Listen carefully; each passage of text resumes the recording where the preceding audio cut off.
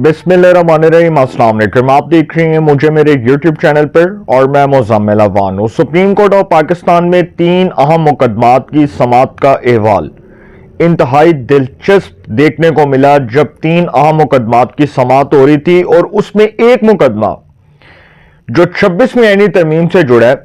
Justice Mansoor Ali Shah जो supreme court of Pakistan के most senior जज हैं, उन्होंने बगैर कॉज लिस्ट के 26वीं आईनी तरमीम से जुड़े मुकदमे की समाअत के दौरान एडिशनल रजिस्ट्रार जुडिशल को तौहीन अदालत का नोटिस जारी करने का फैसला किया।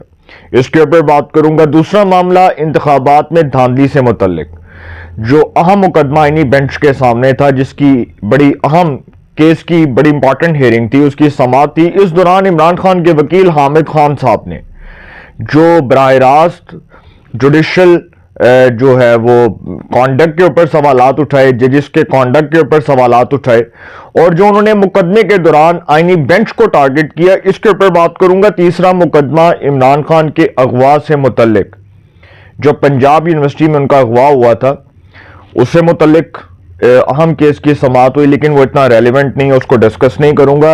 ये 2 अहम मुकदमात जो 26वीं आईनी तरमीम से जुड़ा मामला है, ये सर अदालती इख्तियारात की जंग है। आपको याद होगा कि जब अक्टूबर के अंदर 25 अक्टूबर 2024 से पहले पाकिस्तान की हुकूमत ने कौमी असेंबली और सेनेट से एक बिल पास किया और वो बिल था कि 26वीं आईनी तरमीम के तहत पार्लिमान की स्पेशल कमेटी को यह इख्तियार सौंप दिया गया कि वो सुप्रीम कोर्ट के 3 सीनियर प्यूनेट जजेस में से किसी एक को चीफ जस्टिस ऑफ पाकिस्तान बनाने के लिए नाम फाइनलाइज करेगी और वो नाम वज़ीर आज़म को जाएगा और वज़ीर आज़म उस नाम की मंजूरी दे दें।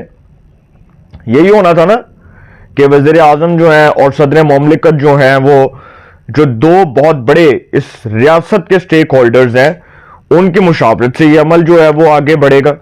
अब इसमें हुआ क्या, देखें, सबको पता है कि जस्टिस काजी फाइज ईसा जो 25 अक्टूबर 2024 को रिटायर हुए अपने ओहदे से, और उसके बाद जो सवालात हो रहे थे, उससे पहले तो यही था ना कि 26वीं आईनी तरमीम अगर ना होती तो जस्टिस मंसूर अली शाह जो सीनियर प्यूनेट जज हैं वो सुप्रीम कोर्ट ऑफ पाकिस्तान के चीफ जस्टिस होते।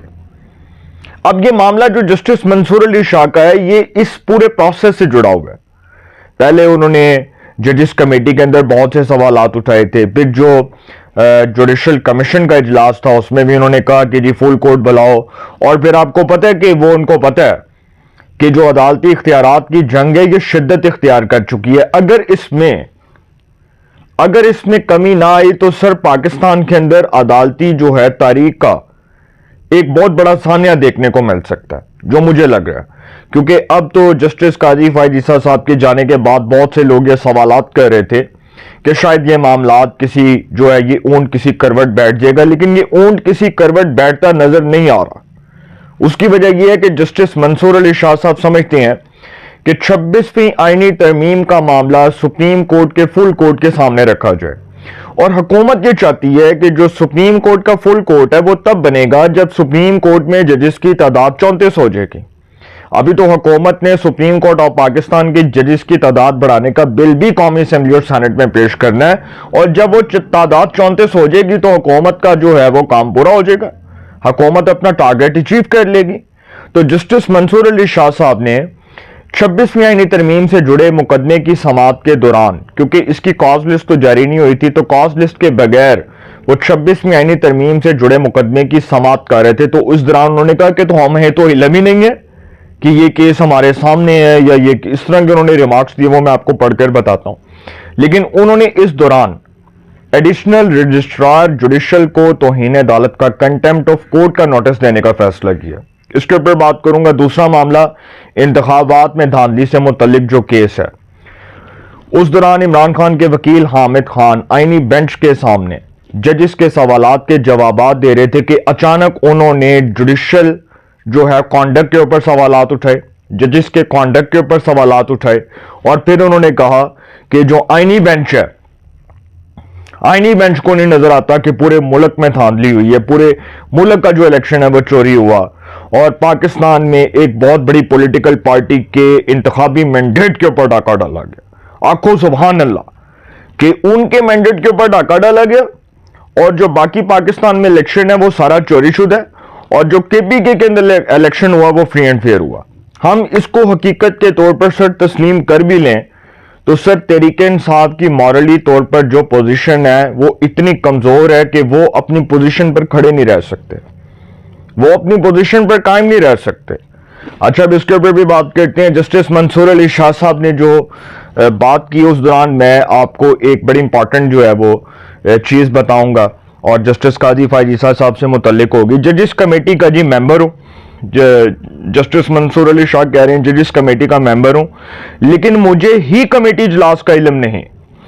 اس دوران انہوں نے ایڈیشنل رجسٹرار جوڈیشل کو توہین عدالت کا شو کاز نوٹس جاری کر دیا۔ جسٹس منصور علی شاہ نے کہا کہ مجھے ججز کمیٹی کے اجلاس کا پتہ ہی نہیں چلا، جبکہ میں تو کمیٹی کا ممبر ہوں۔ سپریم کورٹ میں آئینی بینچز اور ریگولر بینچز کے اختیارات کے معاملے پر سماعت ہوئی۔ جسٹس منصور علی شاہ کی سربراہی میں 3 رکنی بینچ کے سامنے بیرسٹر صلاح الدین پیش ہوئے، ایڈوکیٹ جو بیرسٹر صلاح الدین ہے جن کا سندھ سے تعلق ہے۔ 3 رکنی بینچ تھا جس میں جسٹس منصور علی شاہ، جسٹس عائشہ ملک اور جسٹس عقیل عباسی، 3 آنریبل ججز اس کیس کی سماعت کر رہے تھے۔ بیرسٹر صلاح الدین نے موقف اپنایا کہ میں کراچی سے آیا ہوں، آج مقدمہ سماعت کے لیے مقرر نہیں ہوا۔ جسٹس منصور علی شاہ نے کہا کہ میں اس بارے میں معلوم کر لیتا ہوں، ایڈیشنل رجسٹرار سپریم کورٹ نذر عباس پیش ہو کر بتائیں کہ آج کیس کیوں سماعت کے لیے مقرر نہیں ہوا۔ مختصر وقفے کے بعد سماعت شروع ہوئی تو deputy registrar supreme court Zulfiqar Ali عدالت میں پیش ہوئے اور بتایا کہ ایڈیشنل رجسٹرار کی طبیعت خراب ہے، اس لیے وہ پیش نہیں ہو سکے۔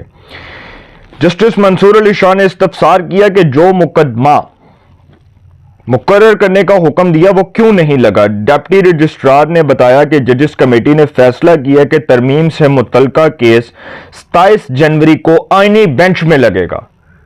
جو 26ویں آئینی ترمیم کا کیس ہے وہ آئینی بینچ سنے گا 27 جنوری کو، یہ بتایا گیا ڈپٹی رجسٹرار کی طرف سے جسٹس منصور علی شاہ کو۔ جسٹس منصور علی شاہ نے ریمارکس دیے کہ میں ججز کمیٹی کا ممبر ہوں، مجھے پتہ ہی نہیں چلا ججز کمیٹی اجلاس کا، حالانکہ میں تو ججز کمیٹی کا ممبر ہوں۔ جسٹس عائشہ ملک نے کہا کہ جوڈیشل آرڈر کو انتظامی کمیٹی کیسے اگنور کر سکتی ہے۔ یہ بڑی امپورٹنٹ بات ہے جس کے اوپر اب میں ایک بڑا امپورٹنٹ جو ہے نا وہ آپ کے سامنے ایک واقعہ رکھنے جا رہا ہوں۔ جسٹس عائشہ ملک نے کہا کہ جوڈیشل آرڈر کو انتظامی کمیٹی کیسے اگنور کر سکتی ہے۔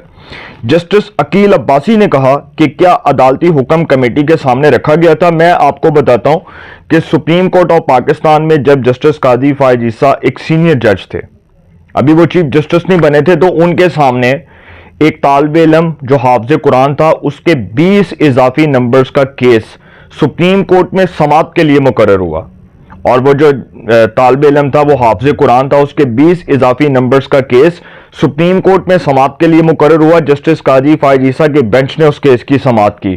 اس دوران جسٹس قاضی فائز عیسیٰ کا جو جوڈیشل آرڈر تھا اس کو انتظامی آرڈر میں تبدیل کیا گیا۔ کون تھے chief justice? Justice Umar Ata Bandial. انہوں نے اس آرڈر کی دھجیاں اڑائیں اور اس آرڈر کو بائی پاس کیا۔ جسٹس عائشہ ملک آج یہ سوال اٹھا رہی ہیں، آنریبل جج آف دی سپریم کورٹ، وہ کہہ رہی ہیں کہ جوڈیشل آرڈر کو انتظامی کمیٹی کیسے اگنور کر سکتی ہے۔ تو اس ٹائم بھی تو کیا تھا نا اگنور، اس ٹائم بھی بولنا چاہیے تھا محترمہ جسٹس عائشہ ملک کو۔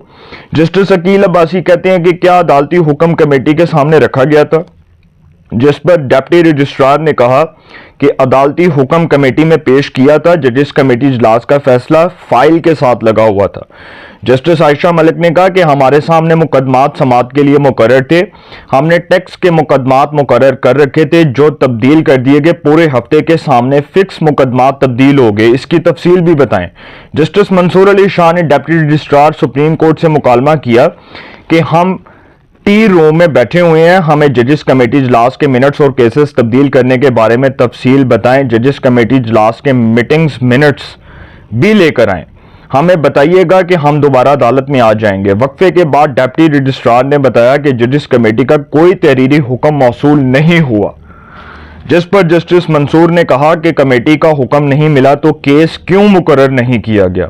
جسٹس عائشہ ملک نے کہا کہ مقرر شدہ کیس آئینی بینچ کو کیسے ٹرانسفر کیا جا سکتا ہے۔ جسٹس عقیل عباسی نے کہا کہ چیف جسٹس سمیت کسی کے پاس مقدمہ ٹرانسفر کرنے کا اختیار نہیں۔ سر، یہاں سے اختیارات کی جنگ شروع ہو گئی۔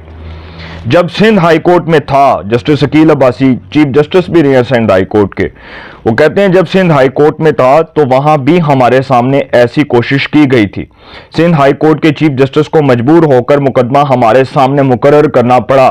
जब सिंध हाई कोर्ट के चीफ जस्टिस थे जस्टिस अहमद अली शेख, तो उनको किस तरह बाईपास करके जो जूनियर जज था उसको सुप्रीम कोर्ट में बतौर जज एलिवेट किया गया, उसका वाकया भी बयान किया जाता। बहुत अच्छा होता कि जब justice Gulzar chief justice of Pakistan थे उन्होंने क्या डंडी मारी थी। सबको पता है सर, जस्टिस गुलजार ने जस्टिस अहमद अली शेख का नाम जो है वो बाईपास करके किसको सिंध हाई कोर्ट में जो है वो जज बनाया था, ये भी आपको पता है।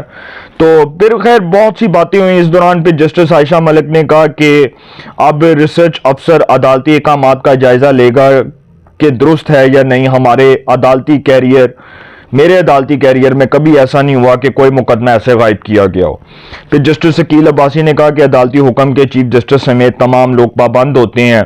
बाद बेंच ने एडिशनल रजिस्ट्रार जुडिशल को तौहीन अदालत का नोटिस जारी कर दिया और इस हुक्मनामे में कहा गया कि बताया जाए मुकदमा समाअत के लिए आज क्यों मुकर्रर ना हुआ। एडिशनल रजिस्ट्रार जुडिशल जाती हैसियत में पेश होकर वजाहत दें। अदालत ने समाअत कल सुबह 9:30 बजे तक मुलतवी कर दी। ये तो था एक केस, मैंने आपको बताया 26वीं आईनी तरमीम से जुड़ा हुआ ये केस है जो अदालती इख्तियारात की जंग है। क्योंकि सर बहुत से जो जजेस हैं उनको अब ये पता चल गया है कि अब वो सीनियर पे होने वाली शर्त तो गई, क्योंकि जो अदालती इख्तियारात हैं उसकी जंग तब शुरू हुई जब जस्टिस काजी फाइज ईसा के रिटायर होने के बाद जो सुप्रीम कोर्ट के तीसरे जज थे, जो तीसरे नंबर के जज थे जस्टिस याहिया अफरीदी, उनको चीफ जस्टिस ऑफ पाकिस्तान के लिए नामजद किया गया और उन्होंने फिर चीफ जस्टिस ऑफ पाकिस्तान का हलफ उठा लिया। सदर मुमलिकत ने उनसे हलफ लिया तो जस्टिस मंसूर अली शाह को पता है कि रास्ता उनका बंद हो गया है।